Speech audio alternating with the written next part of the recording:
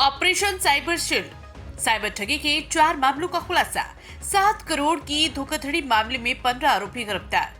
Police commissionerate के operation cyber shield के तहत 4 दिन में साइबर फ्रॉड मामले का खुलासा हुआ, जिसमें कुल 7 करोड़ रुपए की ठगी की गई। पुलिस ने इन मामलों में 15 आरोपियों को गिरफ्तार किया है, जिनमें 11 युवतियां शामिल हैं। डीसीपी राजश्री राज वर्मा ने बताया कि इस ऑपरेशन के तहत 4 महत्वपूर्ण मामलों का खुलासा किया गया है। इनमें से 2 मामलों में फर्जी कॉल सेंटर का पर्दाफाश किया गया, जिनमें 13 आरोपियों को गिरफ्तार किया गया। एक अन्य मामले में सोशल मीडिया के माध्यम से यूएसडीटी का अवैध लेनदेन कर ठगी करने वाले एक युवक को पकड़ा गया।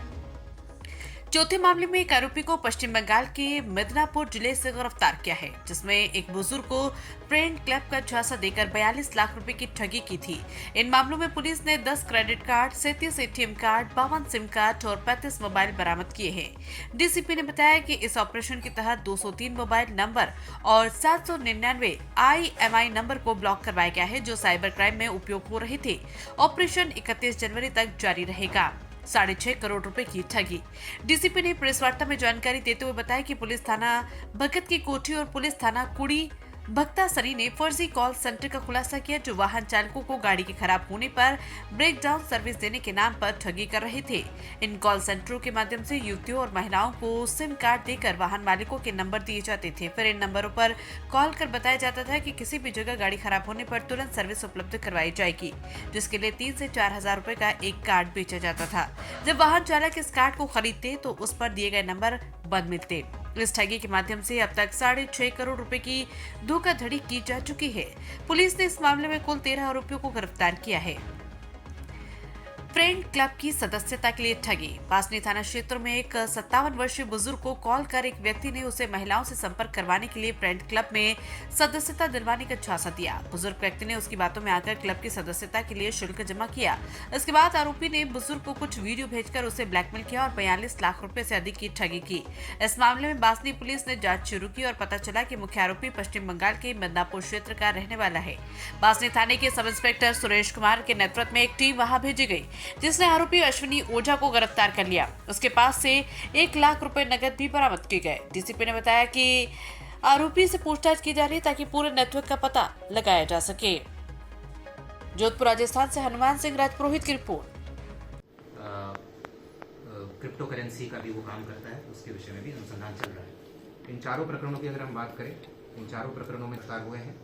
और अगर सीजर की हम बात करें तो एक कंप्यूटर सेट में printer, 10 credit card, 37 ATM card, 52 SIM card, 35 mobile, 1 lakh रुपए कैश, i20 गाड़ी और इसके अलावा 2 गाड़ियां और एक क्रेटा और एक स्विफ्ट और 2 बाइक, ये भी जब्त किए गए हैं।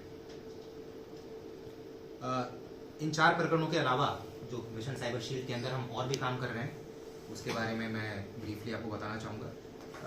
इसमें जो 1930 जो पोर्टल होता है हमारा, जिसमें हमारे साइबर फ्रॉड से संबंधित जितने परिवाद आते हैं, तो पिछले 15 दिनों में 2 तारीख से ये अभियान स्टार्ट हुआ है। पिछले 15 दिनों में हमने 815 शिकायतों का निस्तारण किया है। साथ ही साथ 203 मोबाइल नंबर और 799 IMEI नंबर जो कि साइबर फ्रॉड्स में इस्तेमाल हो रहे थे, उसको हमने चिन्हित किया और उनको ब्लॉक कराया है। अभी तक 83 जो गुमशुदा मोबाइल होते हैं, जिनका गुम हो जाता है, चोरी हो जाता है, हमने अभी तक 83 ऐसी मोबाइलों को भी बरामद किया है। और साथ में एक जन जागरूकता अभियान भी स्कूल कॉलेजेस में जाकर हम निरंतर रूप से चला रहे हैं। सर, ये कितने अभी तक जो हमने प्रारंभिक अनुसंधान में है, पिछले 2 सालों से चल रहा था। पिछले 2 सालों से ये चल रहा था। और इनका जो MO था, ये बेसिकली एक ब्रेकडाउन सर्विस सेंटर, जैसे आपकी गाड़ी खराब हो जाती है तो आप कॉल करते हो कि भाई मेरी गाड़ी खराब हो गई है, तो ये एक कंपनी है, मैं अभी नाम नहीं लेना चाहूँगा, उस कंपनी से लोगों का प्राइवेट डेटा लेते थे कि भाई किसकी गाड़ी कहाँ पर है, किस तरीके की गाड़ी है, कहाँ लोकेशन है, और फिर महिलाओं को रिक्रूट करते थे कॉल सेंटर के लिए। फिर उनको कॉल करते थे और फिर बताते थे कि भाई आपको 3.5 से 4 हज़ार में इस तरीके का हम एक कार्ड देंगे, आपकी गाड़ी कभी भी खराब हो तो आप हमें सूचना देंगे तो हम तुरंत वहाँ पर हमारा आदमी आ जाएगा रोड साइड। और इस तरीके से वो बेच देते थे 3.5 से 4 हज़ार रुपये में। मगर फिर उसमें जो कार्ड वो देते थे और जो नंबर देते थे वो फर्जी होता था, वो फिर लगता नहीं था। तो इसमें ये महिलाओं को 3.5 से 4 हज़ार का अगर आप ब्रेकअप देखेंगे तो महिलाओं को 700 रुपये पर कस्टमर मिलता था। जिस कुरियर से ये भेजते थे या कुरियर वाले को जिसको भेजते थे वहाँ कार्ड डिलीवर करने के लिए, उसको 100 से 150 रुपये देते थे। जिस कंपनी से ये प्राइवेट डेटा परचेज करते थे 5 रुपए पर कस्टमर के हिसाब से उन्हें उस प्राइवेट डेटा का पैसा कितने लोग कर रहे हैं। बट जो टोटल वैल्यू जो अभी हमने प्रारंभिक तौर पे जो इनके बैंक स्टेटमेंट्स देखे हैं और जो पूछताछ में सामने आया है, टोटल वैल्यू अगर इन कॉल सेंटर्स का बात करें तो करीब 6.5 करोड़ है।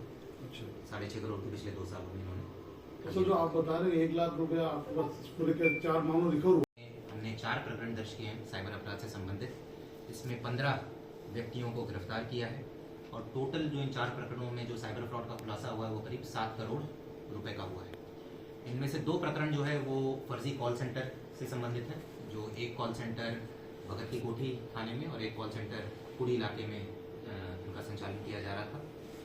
इन 2 प्रकरणों में हमने जो 2 मुख्य संचालक हैं उनको गिरफ्तार किया और साथ में 11 महिलाएं जिनको इन संचालकों के द्वारा इस्तेमाल किया जा रहा था कॉल सेंटर्स में कॉल करने के लिए, उनको गिरफ्तार किया है। एक तीसरा जो प्रकरण है वो भी 10 तारीख को बासनी थाना में दर्ज हुआ था, जिसमें करीब 42 लाख रुपए का एक वृद्ध आदमी को ब्लैकमेल करके फर्जीवाड़ा किया गया था। मामले की गंभीरता को देखते हुए हमने एक 5 सदस्यीय टीम का गठन किया था और इसका जो मुख्य आरोपी है वो वेस्ट बंगाल, जो कि करीब यहाँ से 2000 किलोमीटर दूर है, वहाँ पर जाकर हमने गिरफ्तारी की है और उससे कुछ कैश भी बरामद किया है और बाकी क्रेडिट कार्ड डेबिट कार्ड्स बरामद हुए हैं।